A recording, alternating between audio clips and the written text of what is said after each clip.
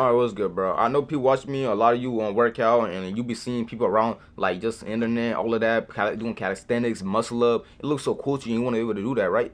Well, I'm going to show you. I've been doing calisthenics for, like, maybe 6 months now, and I've been able to do the muscle up, L-sit, handstand hold, 90-degree hold, pistol squats, and I'm learning to do a planche right now. Yes, the planche where you just have, we just doing a plank with just your hands and no legs, right? You seen it before. You obviously seen it before on the internet, right? It's like the hardest calisthenics skill. You could ask anybody. It's the hardest that unlocks everything else. So how I was able to do that is I realized that you can't do anything without core strength. I promise you. Having visible abs and core strength is different, completely different. There could be a guy with visible abs but a weak core. There could be a guy without visible abs but a strong core. You ever see that guy on the internet, Stay Flexy, that one white guy that look like a nerd? Yeah, and he's just flexible, but he has a strong core though. But you can't see his abs. That's because he has a strong core because he does static holds. He does static holds are what put your body under pressure. And let me ask you a question: do you know any exercise that are static holds?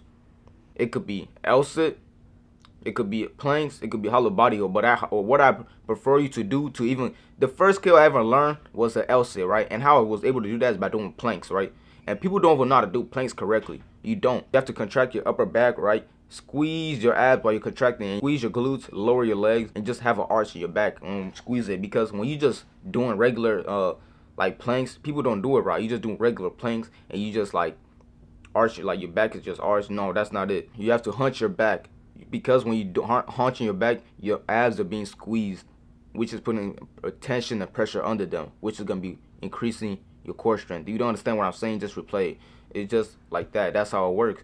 But the other exercise you can do is hollow body holds. When you're doing hollow body holds, bro, like your lower back is on the ground, not levitated. If you can't slide like your hands under your lower back, you're doing it wrong. Your lower back should be completely against the floor when you're doing this. And you could either, there's two ways you can do this. You can either have your hands sticking out, or you can have them sticking out above your head, like outside. You see a video. I'll pop up some videos around this. But yeah, static holds are what's gonna help you be able to do any calisthenic skills you will ever want to do. Because when you do, because your core is needed for everything. If you want to run faster, you need a strong core.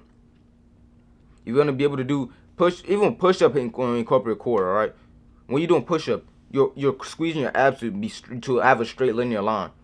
If you don't, you're doing push-ups wrong. You're doing push-ups. You about one of those people that arch their back while doing push-up.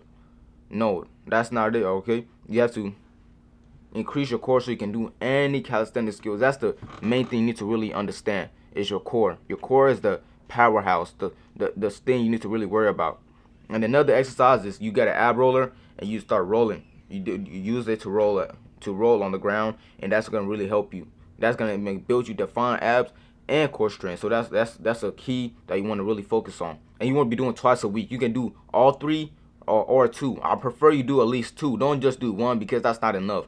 So at least two, right? You do it 2 times a week, 3 sets of maybe failure or just 15 reps.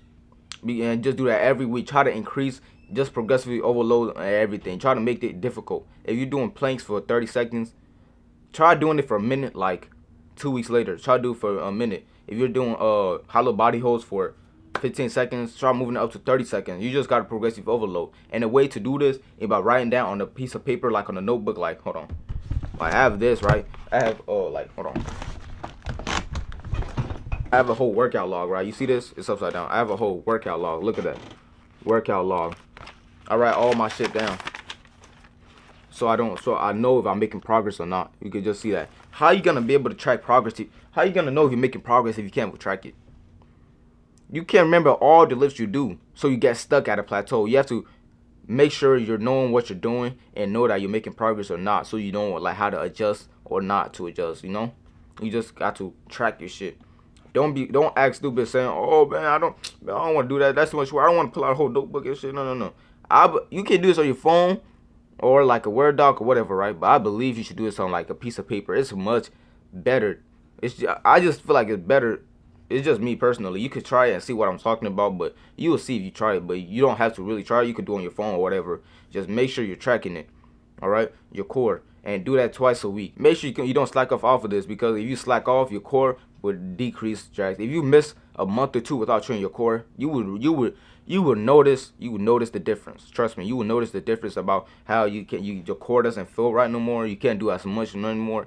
If you're gonna be able to do an L sit, my first ever skill I learned was an L sit. The first ever cool, complicated skill, cortical complicated, was an L sit. And how I learned to do that was by increasing my core and just stretching my hamstrings out. Yes, it took me 2 or 3 weeks to learn that. 2 or 3 weeks. I started stretching my hamstrings so I can extend my legs, because a lot of people, they're stiff. All right. Then I started doing planks. Planks, yes, planks. Then planks, I did it correctly.